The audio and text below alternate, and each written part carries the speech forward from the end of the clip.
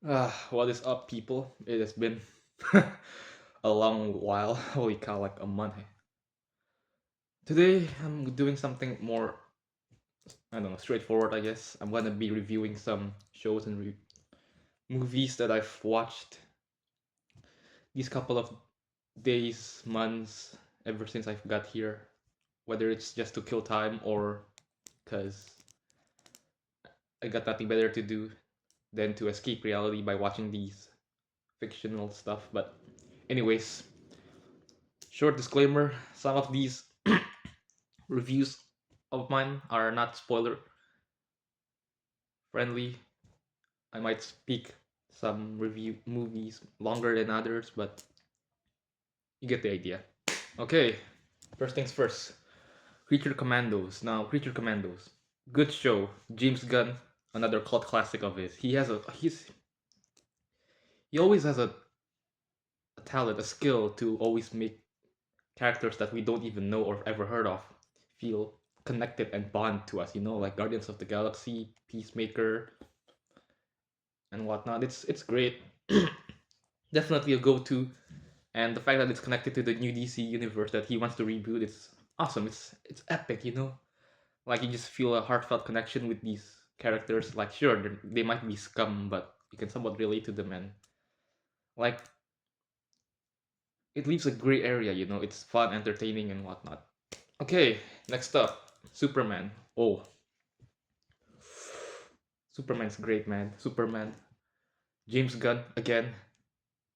He did Superman justice. David Cornsweat Superman was awesome. It really shows how human how human he is, regardless of his alien origins, and how he basically just wants to stand for the people. Like he sees hope in everyone. Like James Gunn really captures the essence of the Superman movie. It's epic, and not only that, the supporting characters were neat too. Like I've never heard of Mister Terrific, but or Guy Gardner prior to watching that movie, but when I watched it, it felt natural.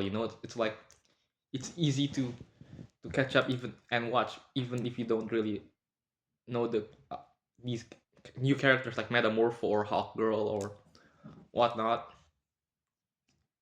Really great watch. It really captures the essence of what Superman really is. Justice, hope, and the American way and whatnot. Good stuff. Definitely recommend watch. Next up, Fantastic Four. First steps. Oof. Fantastic Four.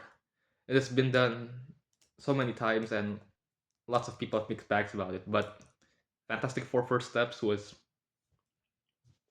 good stuff. Good stuff. I love. I like. It's awesome. A family movie. Finally, a Fantastic Four movie done right.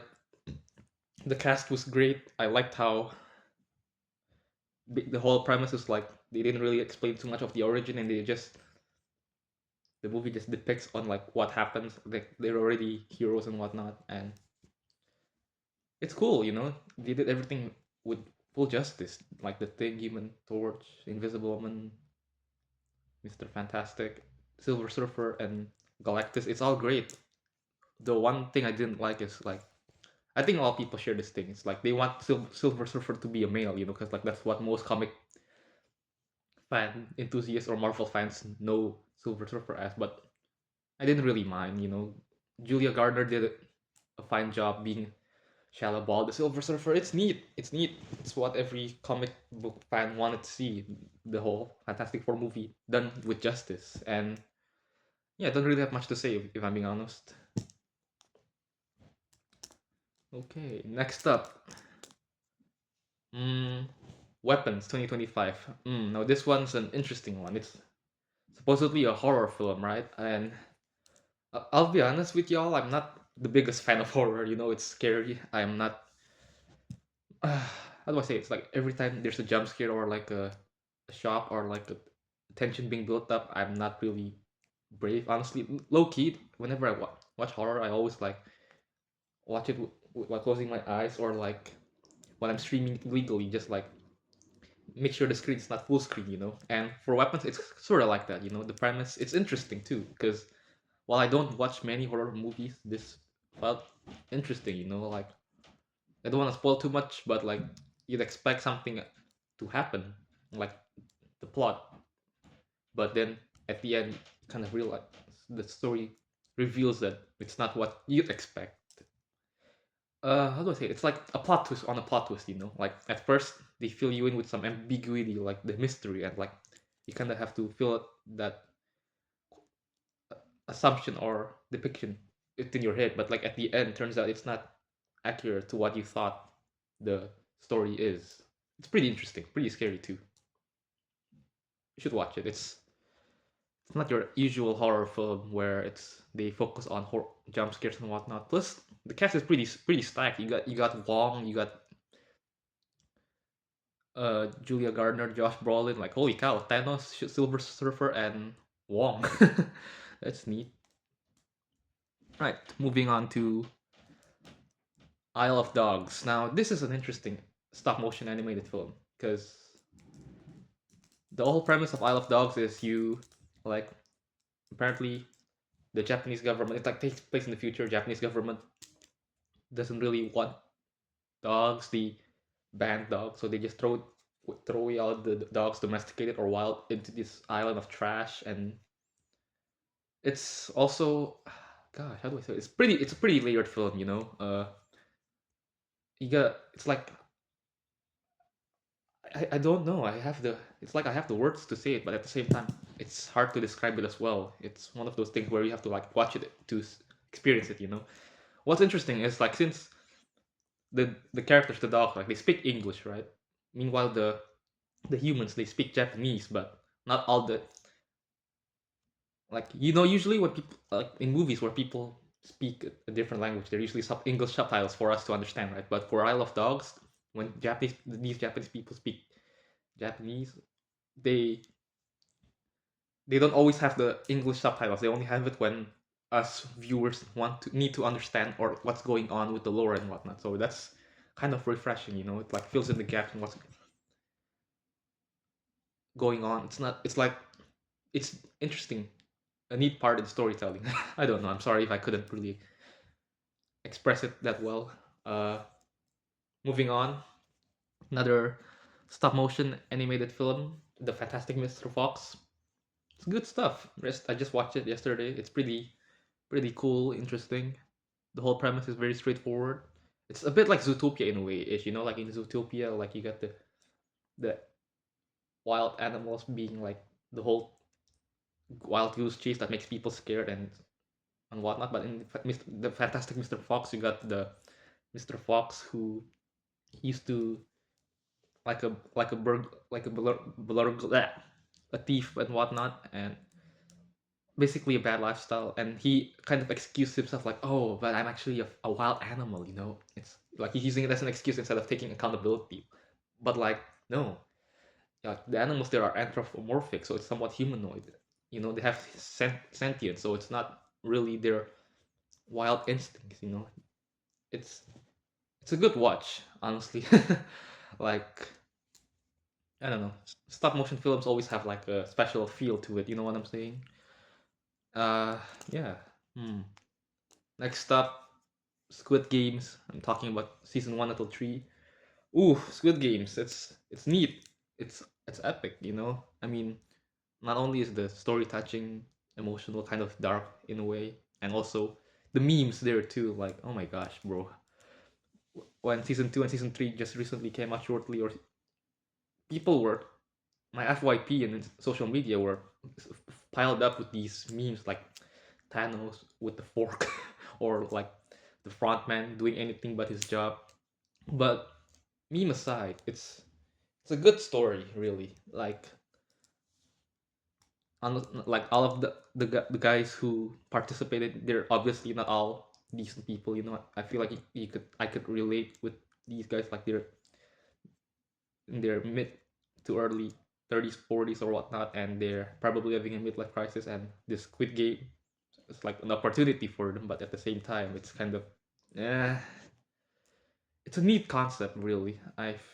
Haven't seen anything much like it, so yeah, it's good stuff.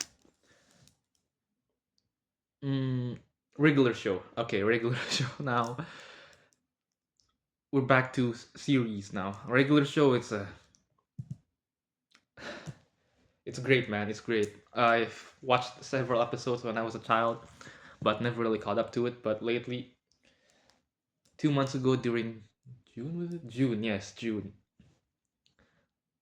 During my spare time, I would like try to binge watch regular show season one until eight, and even the movie. It's great, really. No, it's like, while sure the story doesn't always make sense every episode, like you think that a story like that would have no overarching plot or lore, like a story that goes forward, but no, really, like it feels like filler, but it's actually not filler. You know what I'm saying? It's neat.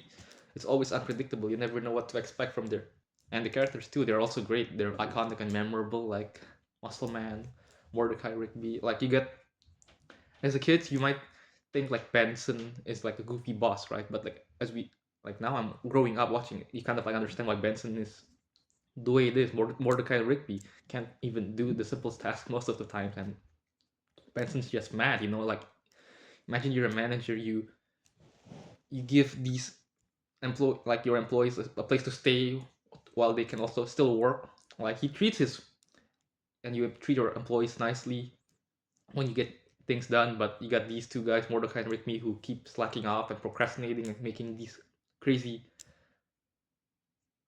world-ending apocalypses for some reason. I mean, yeah, you'd be mad too, right? It's great, really. It's great. It's layered, entertaining, fun, creative too.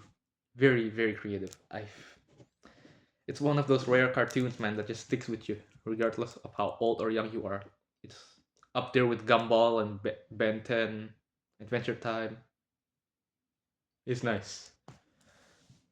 Okay. Next one. Let's see.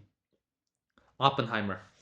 That's not much needs to be said. Christopher Nolan, masterful writing. 3 hour film. Watched it at two times speed, obviously. It's great.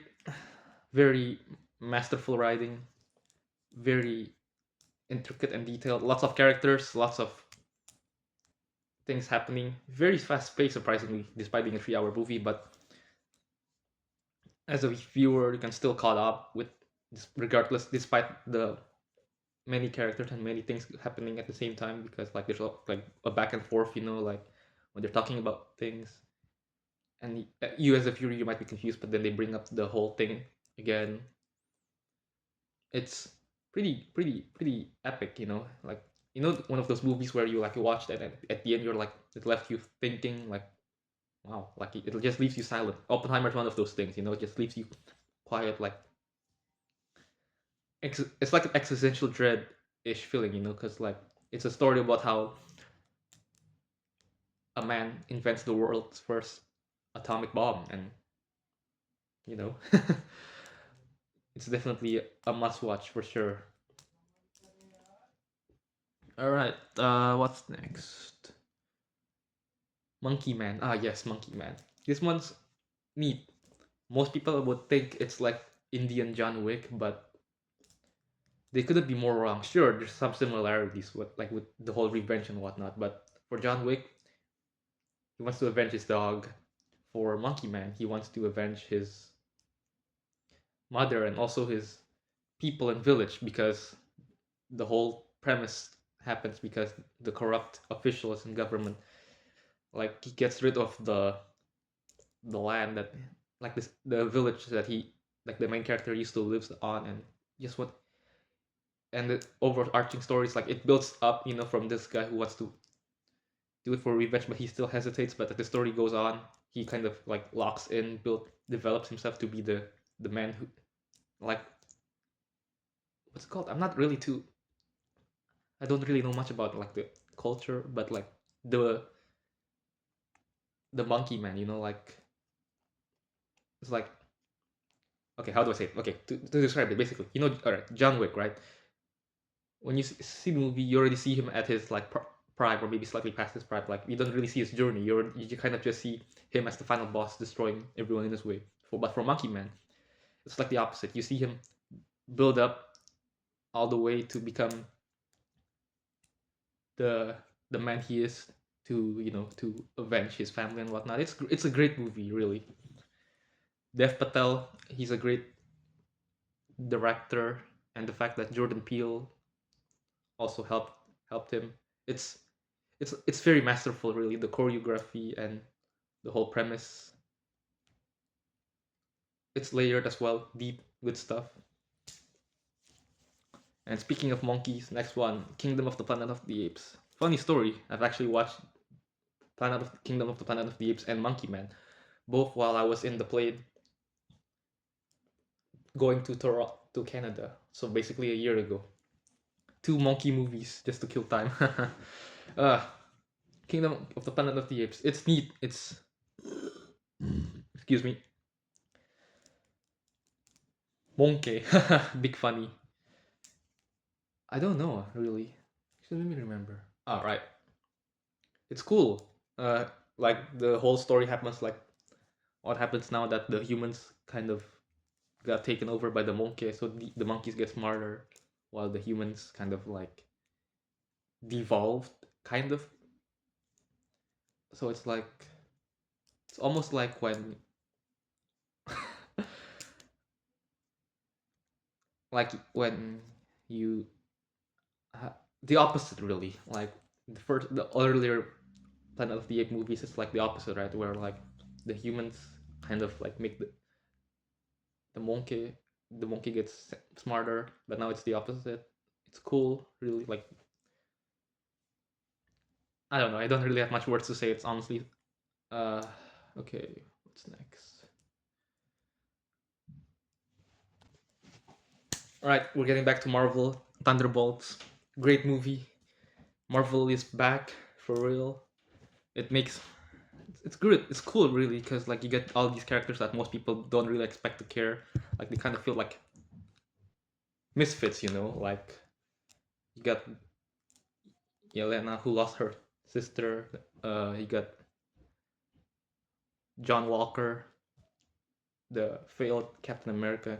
You got Ghost and all these other characters who kind of make like most people felt like they don't really belong in the story, and yet Marvel make us care for them. You know, like they've actually felt more like a family more than the Avengers ever did. You know, because one, they never really felt like they belong. Two, they have like a struggle that we can all relate with. Three, like I don't want to be cliche, but like while they end the story with like a power of friendship and whatnot, it works really because Bob, you got this very powerful, overpowered character who's like they can't like the Thunderbolts can't beat him physically. So like and like seemingly the plot is like Bob felt like he's like an emotional burden, right? He never felt like he ever has a family. He felt like he always lets people down, and like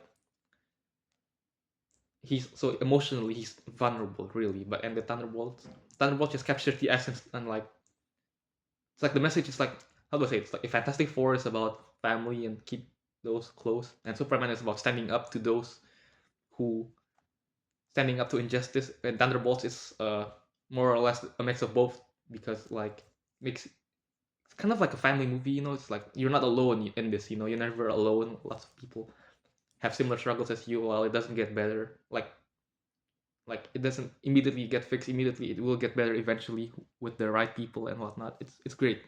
Thunderbolts, good stuff. And let's see. All right, we got this another movie, Companion. It's pretty neat.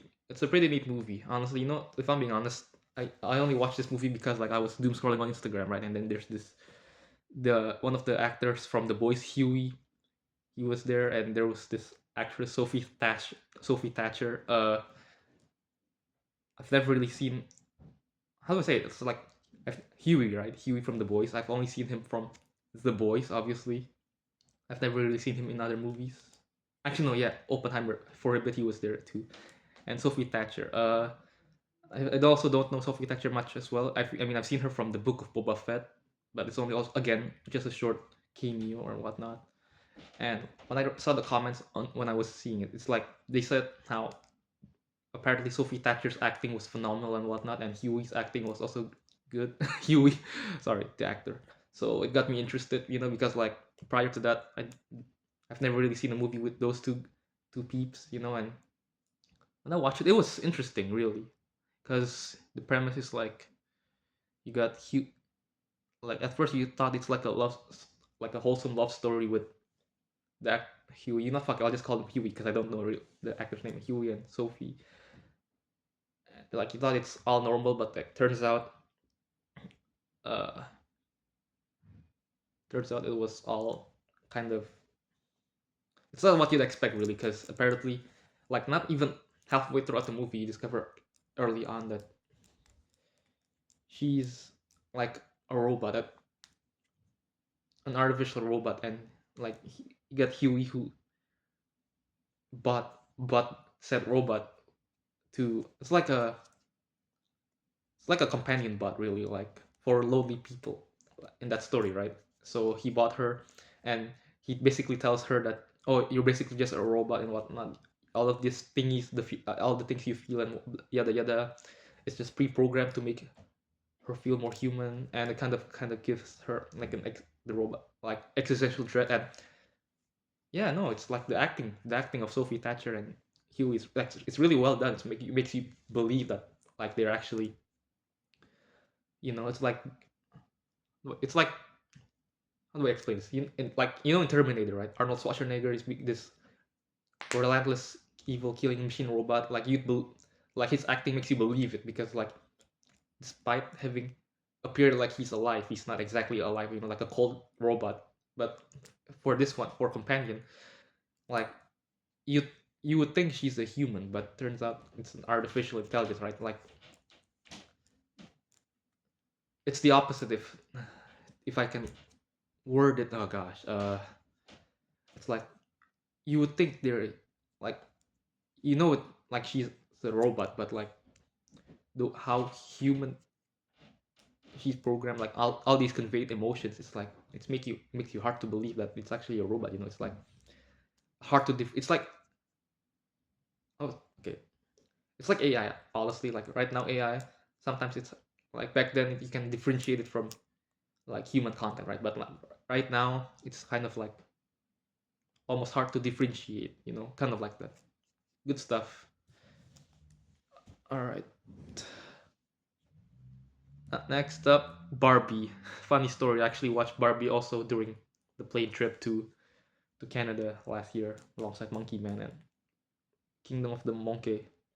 Barbie was great, surprisingly. I didn't expect to enjoy a movie with Ryan Gosling and Margot Robbie. Turns out it was.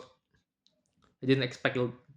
Like I thought it's just gonna be entertaining, but turns out like they also explore like all the message, like I guess like gender roles, misogyny, and whatnot, and it's great. The message is there. You can still watch it and have a good time. The cast is also pretty stacked. It's epic, like the whole Barbenheimer trend. I can't see why it's kind of there. Two blockbusters released at the same date. Good stuff. Holy crap, 23 minutes. Okay, How to Train Your Dragon live action. Funny story. I wasn't really interested to watch the How to Train Your Dragon live action. I mean, I watched the animated one, two, three. Pretty good. I love it. But then a friend of mine, Peter, he reached out to me. He says like, "Yo, dude, have you watched the How to Train Your Dragon live action?" I said no, and I asked him, "Have you?" And he says no either. And then he says like, he asked me like, "Yo, do you want to watch it?" I'm like, "Really, for sure?" And he says, and then I said sure, and then he says, "Oh, perfect," because he works at the cinema, right, at Cineplex. So work privilege, like work people who work there, you get like apparently like a free ticket a month, two free tickets a month basically, and so it's nice that he he invited me. I felt, well, oh damn, bet, okay, why not? And we watched it. We had a good time. The How to Train Your Dragon live action, it's great, really. Unlike most live action movies done by Disney, this one stick to the loyal, like it stays loyal to the original animated adaptation. Great stuff. They added a bit of scenes here and there, but it didn't felt like it felt right. It felt like it added a bit more depth to the story. It's not significant though. It's a nice touch to it, like how in the live action Astrid, you get the origin on how like she's basically she doesn't come from birth. She came to birth to, she came from nothing, and she came to birth to make herself feel like she's something, and it's a nice detail to the story. a small. That's like one of them really. But yeah, no, there's not much to be said. It's masterful, loyal to the original. CGI was really well done. Story is pretty nice. Can't wait to see what's next. So yeah, epic. All right, Predator Killer of Killers, unexpected bagger of an animated show. I liked how finally, like, I wouldn't say I'm a Predator fan, but I do love like the whole premise of Predator, like the Yautja. It's and the fact that now in this story we get to see how the Yautja fares off against people, humans of different generation. It's epic. Like I like how in the story it's like happening in three different timelines. You know, like the Viking era, the feudal Japan, and then the World War II. It's neat. It's cool. The design of the predators and the Yautjas very epic, and I liked how at the end there's like this. Okay, sorry, spoiler. Like there's like this big bad warlord Yautja, right?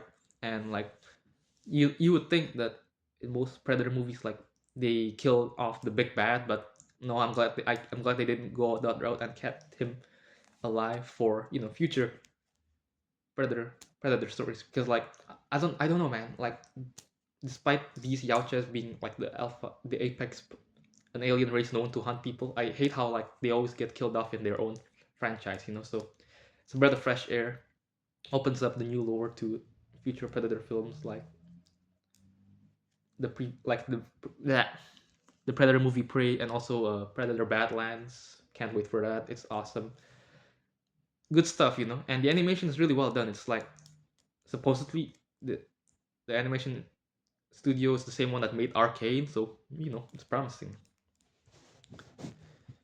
And speaking of Arcane, what's there not to be said? Great animation, great soundtrack, great message. It's it's honestly epic. Like you don't even have to play League of Legends to know the characters and whatnot. It's great too because it's like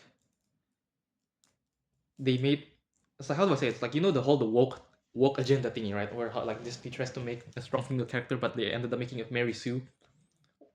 While Arcane, it's like they made a strong female character, but like it's not it doesn't felt forced, And like sure, like there are some gay and lesbian stuff there, but it doesn't felt forced. It felt natural, They don't make it like a very important part of the story. It's just there, but it doesn't really undermines the plot or story of Arcane. Good stuff. I mean, what's there to say? I mean, it's very well known and renowned. So yeah, and another thing, K-pop Demon Hunters. Again, how do I say it? I wasn't a fan, or nor was I interested when I saw it. But oh gosh, bro, my FYP was filled with these edits or like content of them. It just makes me curious. Like, oh, fine, let's see what the hype is all about. And when I watched it, it was like, oh, okay, that's neat. It's pretty good, surprisingly. I wouldn't say it's very deep or anything. The songs were a banger though, and they like every song makes me feel connected. Like it evokes emotion, I like how much like they want it. Like at first, at the start of the movie, it's like very hyped up, energetic thingy, like shows us the viewers on like what the MC the Huntrix is all about, right? And then as the story goes on, like there's this emotional song, inspiring and yada yada. Like it fits the theme and whatnot. It's pretty good. The song's specifically entertaining. Sometimes I listen to it on my Spotify. uh, what else? A bit of a bonus. Again, a friend of mine, Peter, he showed me this comedy show called IT, the IT Crowd. It's a bunch of Brits who work at IT, and you gotta see these adventures. Like you would think it'll be about IT, but no, it's just pure comedy. It's pretty old. I've only seen a few episodes that he showed me, but it's pretty entertaining. Surprisingly, the humor is pretty unhinged, and yeah, I guess that's about it. And thank you so much for watching. It's probably the longest video I've did for now. I'm sorry I haven't been consistent with my content creating and whatnot. I mean, it's not like it matters too much because like I'm still a very very small creator. Like I only have like what 22 subscribers, but still you know, it's nice. I feel productive whenever I do make these stuff. And if you stuck around this long, thank you so much for watching and listening. I hope you do get to enjoy these movies when you do want to watch it. And yeah, have a good one, man. I hope y'all have a fantastic day and peace.